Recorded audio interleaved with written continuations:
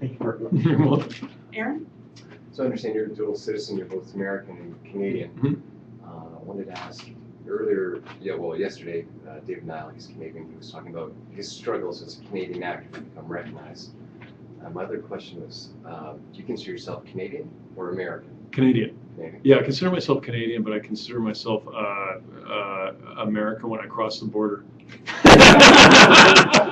No, I mean, post 9/11, you have to. No, but it's great having two passports. So depending on who's hijacking the plane that day, right? It's like we're neutral, Abdul. Was that recording? No, I consider myself Canadian. I grew up in Canada. I trained over in England, but and I spent 11 years in LA. I was born in Washington D.C. because my dad was stationed down there with the embassy, who's in the Navy for years and years, the Canadian Navy. And then I was a Navy brat, came back to Halifax and then Kingston, Toronto, and worked my way west and actually spent most of my formative years in Victoria in BC. And as a Canadian actor, did you find a lot of struggle to get recognized? I know once you hit max headroom point, it was... Yeah, well, I went over and, like I say, trained in England, and I had, I started off with the National Youth Theatre of Great Britain, and felt as though there wasn't when I left, like Field College School in grade 13 and stuff, I didn't want to go south of the border and be wrapped up in in an actor's studio method training.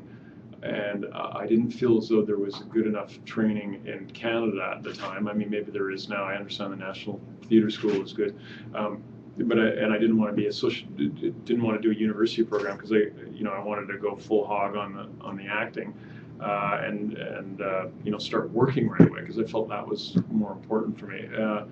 And so I went straight over to England and. Like I said earlier, I arrived in LA with playing a double lead in a high-profile show. So I was very fortunate in that way. Stayed in LA for 11 years, and then when my daughter was getting close to school age, I wanted to come north of the border. Not only for that, but I felt as though the air was so thick with the business that you kind of couldn't get away from show business, so everything was a kind of a reference point to other jobs, and you run the risk of becoming an audition vampire, where you really only come to life when there's a meeting, and then there's no life in between, which kind of reinvigorates the work, and so we came back up to Quebec, where my parents have a cottage, and then we sort of worked our way west, and we're there now. But in answer to your question, I mean, it's very tough for Canadian actors because I think the arts is a poor second cousin, or considered as such, and part of the problem I think is that it's such a huge country, and there's not a kind of an intense grapevine of activity like there is in the U.S. where everything is centered around either LA or New York, So it's a tough go for Canadian actors. It really is. Don? Okay, let's jump ahead to Watch. Were you familiar with the material, and how were you approached? How did you end up? I wasn't familiar with the material. I had worked with Zack Snyder before in Dawn of the Dead, and he called me into his office, and we chatted about the character and the material for about a half an hour, and then he threw the graphic novel at me and said, "Read that." And so for the next week, I was fussing whether or not I'd been offered the job. You know what I mean? It's like, oh God, have I got this right? It was really weird, and and it turned out he had. And I read the material and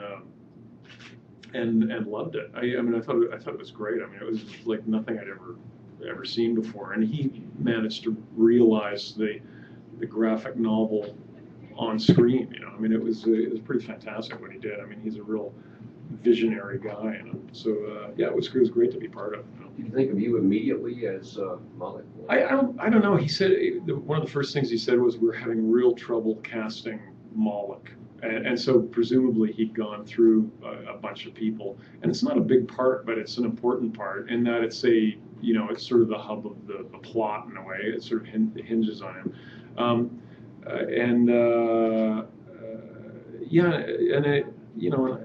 no one could ever tell me though why he had pointy ears. I just sort of assumed that it was a difficult birth, and the doctor was just sort of yanking on the ears, and it was like, Mr. Spock Jr. all of a sudden. So, and I mentioned that to Zach, and he's like, yeah, go with that. Thanks for the help. Will you be adding any audio commentary to the DVD release? Well, I think I did a bunch of stuff. They did this. They did a couple sort of ancillary things, and I think I did a bunch of things for that. I don't know whether it'll be included or not. We'll see. So, yeah.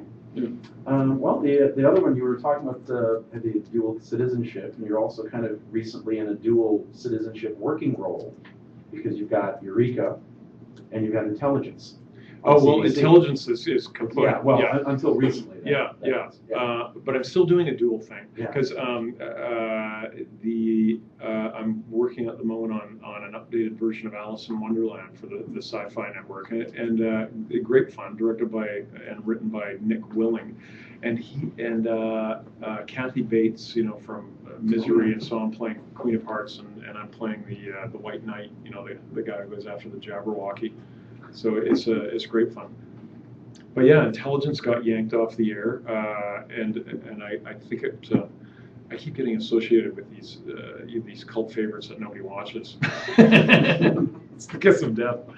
Oh yeah, get mad. We want to end this prematurely.